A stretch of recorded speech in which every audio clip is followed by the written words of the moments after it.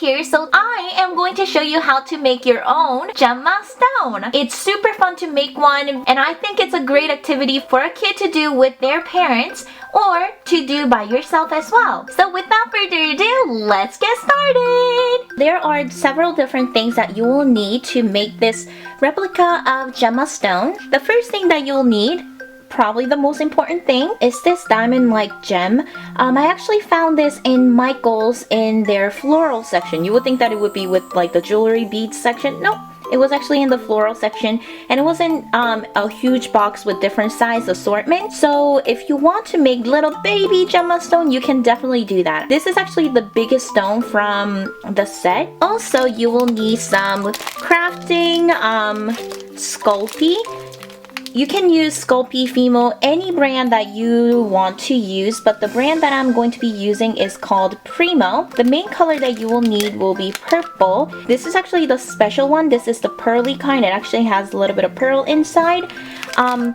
And this is completely optional. You can have the pearly white kind to mix into the purple clay so that you lighten the color a little bit. This is also optional, but I highly recommend using it. This is their translucent clay, which makes the clay a little bit translucent, of course, just like the name.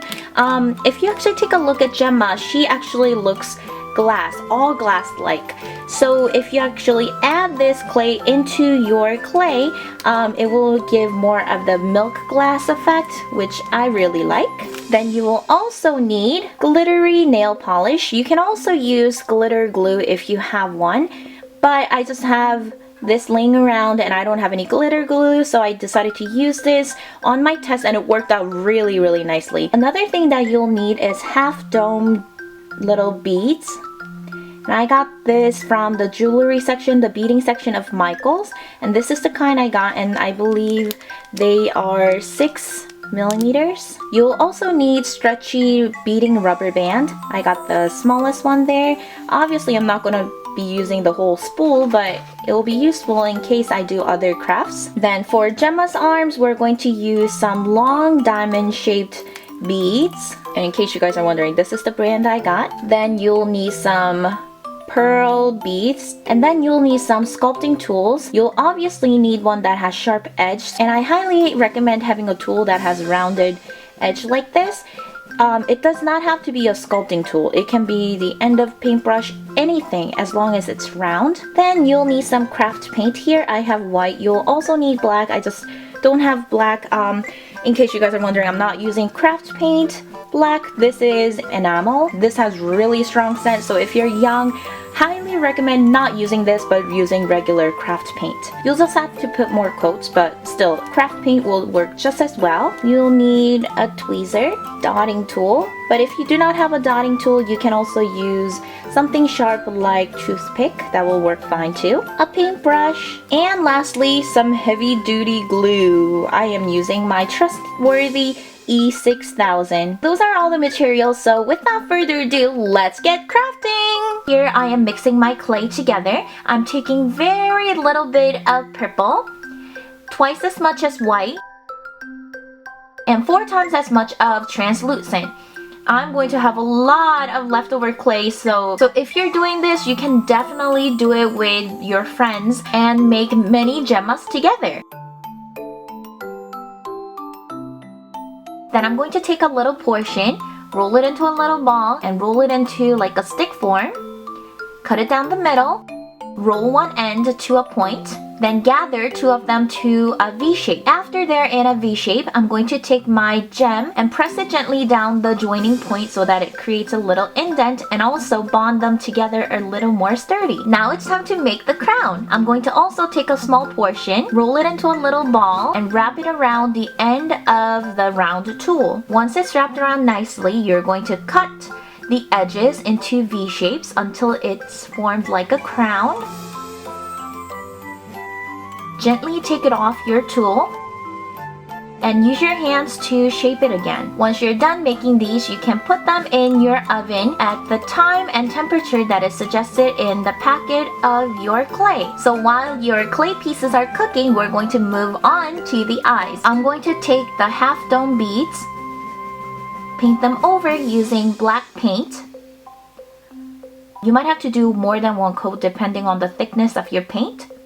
But paint them all black and set it aside to dry. We're going to move on to its little necklace piece that goes on the top of its head. I know it's weird. So we're going to take the elastic string and take the pearl beads and string them through. Depending on the size of your beads, you might need more or less beads than I use. I actually use 9 beads in total. Okie dokie, so my clay is still cooking. What I'm going to do is check to make sure my paint on the eyes have dried. And the paint was dried, so I'm going to glue them onto the gem. When it's done, you can use your paintbrush and use the same black paint to draw the eyebrows and the eyelashes.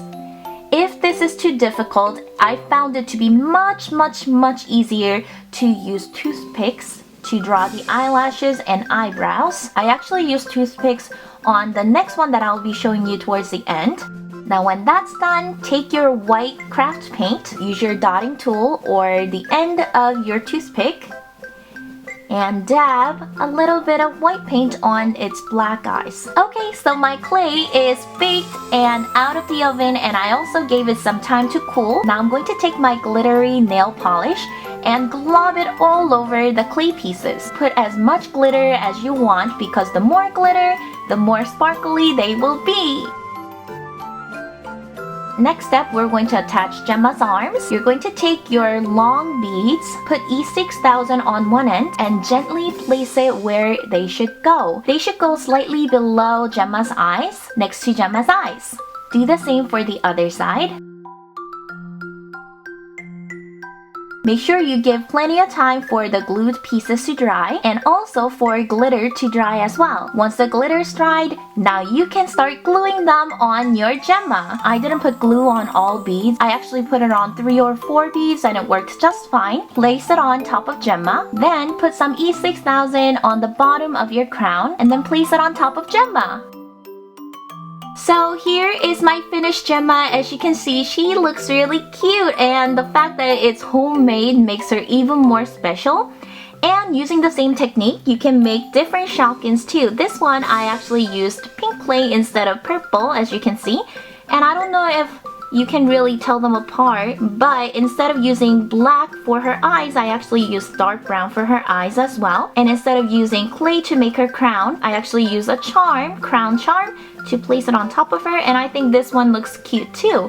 So this can be like Gemma's little sister or mother or older sister, I don't know, or best friend even. So I hope you guys enjoyed this video and found it helpful in case you guys want to make your own Gemma stone. If you guys do make your own Gemma, please feel free to share it on my Facebook or tweet me or Instagram me using hashtag DIYlastic, and I'll be more than happy to like your photo. Ooh, if there's any other Shopkins that you guys would like to see me make replicas of, please do let me know in the comment section below, and I will definitely try to make those as well. I love making these little things. As always, thank you guys so much for watching. Until next time, bye guys!